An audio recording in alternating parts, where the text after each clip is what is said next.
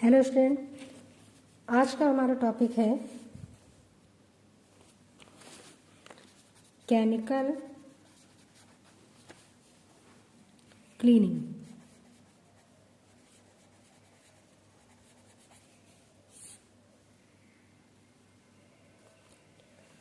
तो जो हमारी केमिकल क्लीनिंग होती है, केमिकल क्लीनिंग में हम oils, dirt, dust, fat, wax या लुब्रिकेंट्स, इस तरह के मटेरियल्स को सरफेस के ऊपर से रिमूव करते हैं। यानी कि इस तरह की सॉइल्स को हम रिमूव करते हैं सरफेस के ऊपर to form a better coating performance और better even coating.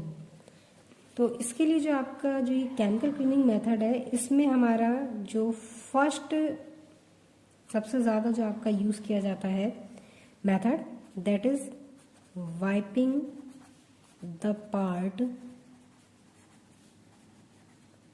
With a rag. तो जो फर्स्ट जो आपका केमिकल क्लीनिंग मेथड है, उसमें जो फर्स्ट प्रोसेस है that is wiping the part with the rag. Secondly हमारा जो नेक्स्ट मेथड यूज होता है या फिर जो प्रोसेस यूज होता है that is dipping the part into a solution. And जो लास्ट हमारा मेथड यूज किया जाता है using a spray cleaning system. तो अगर हम वाइपिंग की बात करें तो वाइपिंग के लिए हम सबसे ज़्यादा हैंड वाइप मेथड आपका यूज़ किया जाता है। तो हैंड वाइप मेथड जो होता है हमारा, इस मेथड में किसी भी इक्विपमेंट को बहुत अच्छी तरह से या फिर जो आपका जो भी मटेरियल है, जो भी सबस्ट्रेट है, उसे बहुत अच्छी तरह से क्लीन करने के लिए हम मैन्युअली क्लीनिंग करते हैं। उसकी मैन्युअली यानी कि बाय हैंड हम उसकी क्लीनिंग करते हैं। तो मैनुअल क्लीनिंग करने के लिए यहाँ पर जो आपका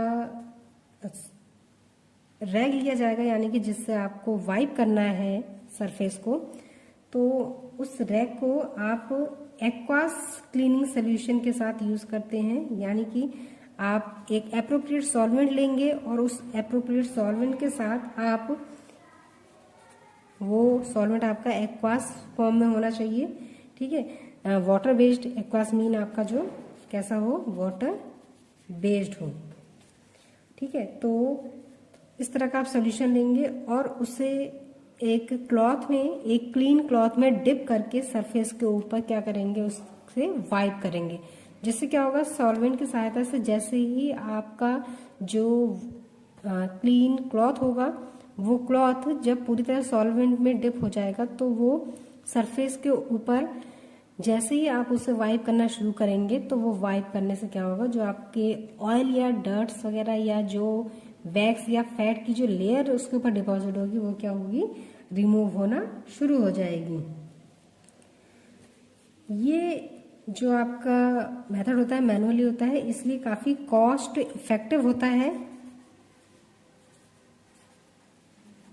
क्योंकि यहाँ पर आपको लेबर की ज़्यादा आवश्यकता होती है, इसलिए काफ़ी कॉस्ट इफेक्टिव होता है और काफ़ी स्लो होता है, क्योंकि यहाँ पर आप इसे मैन्युअली हैंडल कर रहे हैं और वाइपिंग के थ्रू करते हैं, जिससे समय काफ़ी ज़्यादा लग जाता है। तो लेकिन यहाँ पर जो आपका क्लॉथ होता है, वो स्टार्टिंग में जब आप उसे लेंगे तो वो बिल्कुल क्लीन होना चाहिए, ताकि क्लीन क्लॉथ में वो जो आपका सॉल्वेंट यूज किया जा रहा है, वो सॉल्वेंट आपका आसानी से एब्जॉर्ब हो सके और काफ़ी समय तक उस क्लॉथ में वो डिपॉजिट रह सके और सरफेस पर ज़्यादा से ज़्यादा लॉन्ग टाइम के लिए वो आपका अप्लाई किया जा सके। इसके बाद नेक्स्ट आपकी जो मेथड है केमिकल क्लीनिंग का, डिपिंग द पार्ट। डिपिंग में क्या होगा, आपका ये एक तरह से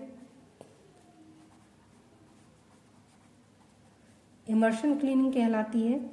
ये इमर्शन क्लीनिंग जो होती है, ये मोस्टली हम स्मॉल पार्ट्स के लिए यूज करते हैं।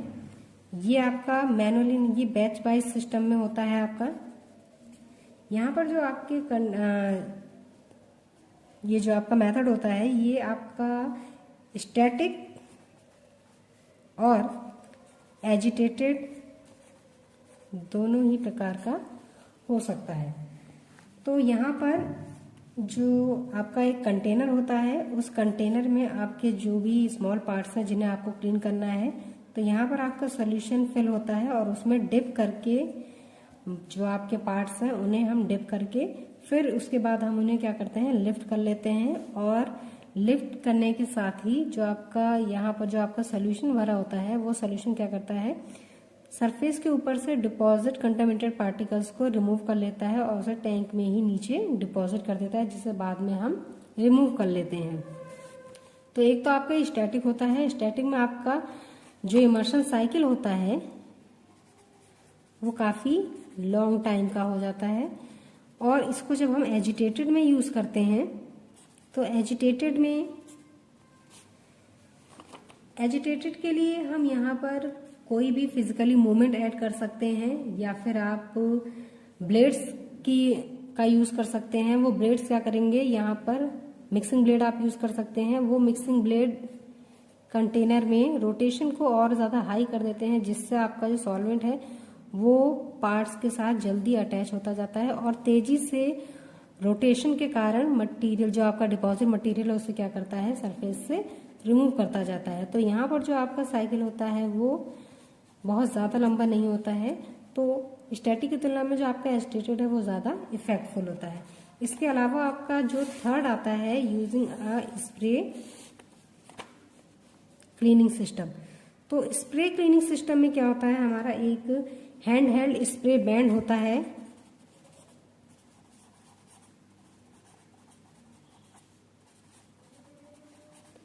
एक hand held spray band mean एक आपकी एक पाइप या फिर एक छड़ी टाइप की एक स्टिक होती है।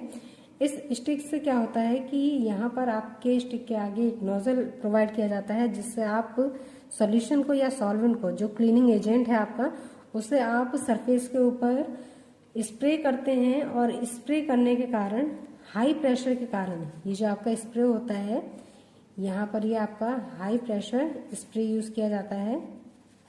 तो हाई प्रेशर स्प्रे के कारण जो आपका डिपॉजिट मटेरियल होती है या फिर जो कंटामिनेटेड पार्टिकल्स होते हैं वो बहुत तेजी से रिमूव होते हुए जाते हैं। तो ये जो आपका हाई प्रेशर स्प्रे बैंड्स होते हैं, इसमें हम हाइड्रोलिक प्रेशर का भी यूज कर सकते हैं। हाइड्रोलिक प्रेशर यूज करने की वजह से काफी तेजी से जो आपके कंटामिनेटेड पार्टिकल्स हैं उन्हें रिमूव करता हुआ जाता है। तो ये केमिकल क्लीनिंग में आपके 3 मेथड्स हैं। पहला तो हो गया आपका हैंड वाइप यानी कि वाइपिंग में, डिपिंग में आपके इमर्शन क्लीनिंग आ जाएगी, और स्प्रे क्लीनिंग में आपके क्या आ जाएंगे, hand held spray band system आ जाएंगे, जिसके द्वारा हम सॉइल्स को रिमूव करते हैं सरफेसेस के ऊपर से बेटर एडहेशन को देने के लिए।